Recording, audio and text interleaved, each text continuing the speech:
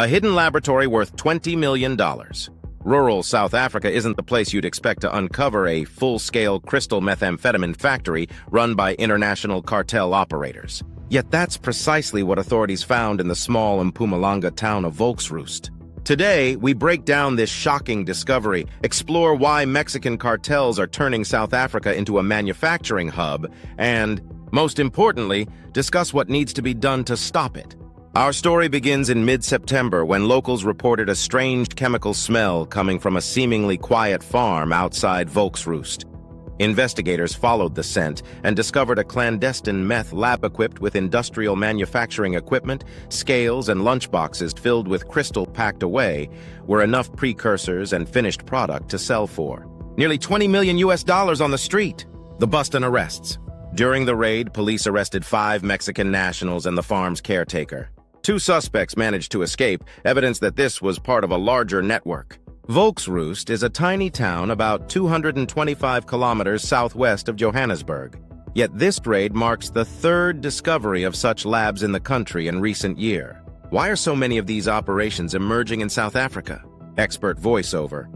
In recent years, Mexico's Sinaloa and Jalisco New Generation cartels have turned to South Africa because it has one of the largest consumer markets for crystal meth. According to experts like Julian Rademeyer, the cartels are franchising industrial-scale meth production here. They move closer to their users, set up labs on remote farms, and then distribute through local gangs. South Africa's expanding drug crisis. This isn't just about one lab.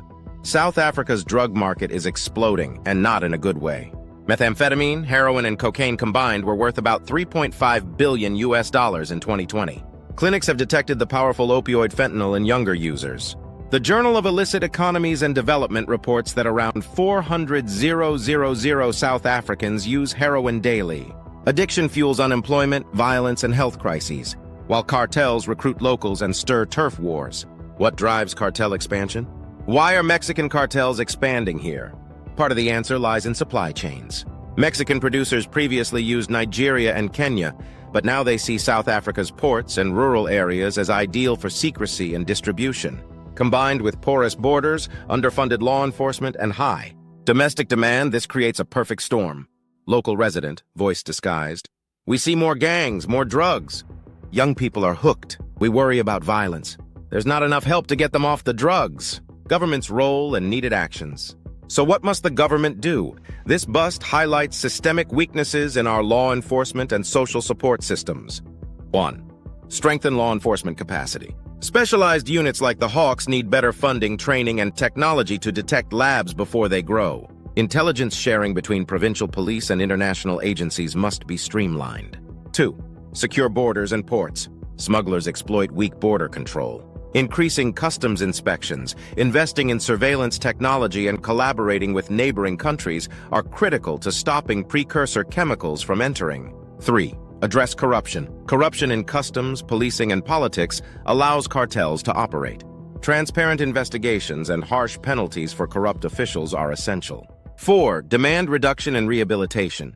Building more rehabilitation centers and expanding addiction treatment can reduce the domestic market that cartels exploit. Without tackling the social factors that drive drug use, unemployment, trauma, and lack of education, law enforcement alone cannot win. 5. Community-driven solutions. Encourage community policing forums and invest in youth programs to provide alternatives to gang involvement. Public awareness campaigns can educate families about the dangers of meth, fentanyl, and heroin. Consequences of inaction. What happens if we don't act decisively? Escalating violence. As cartels compete for territory and recruit local gangs, South Africa could see a rise in gang warfare and violent crime. Public health crisis. Drug addiction would spiral, increasing the number of overdoses and cases of infectious diseases like HIV and hepatitis. Health systems already stretched by other diseases may become overwhelmed. Economic damage. A thriving black market drug economy undermines legitimate businesses and deters investment. It diverts resources from education and infrastructure to policing and incarceration. International reputation.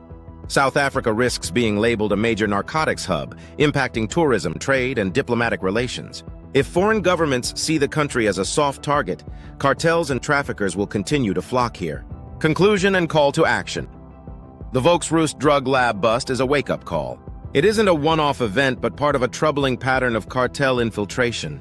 South Africa must invest in law enforcement, secure its borders, confront corruption, and provide social services to curb demand. Otherwise, the problem will only grow, fueled by domestic demand and foreign criminal networks. We all have a role to play. Share this video to raise awareness, support community initiatives that help young people avoid drugs, and pressure leaders to adopt comprehensive strategies. Together, we can prevent South Africa from becoming the next global narcotics factory.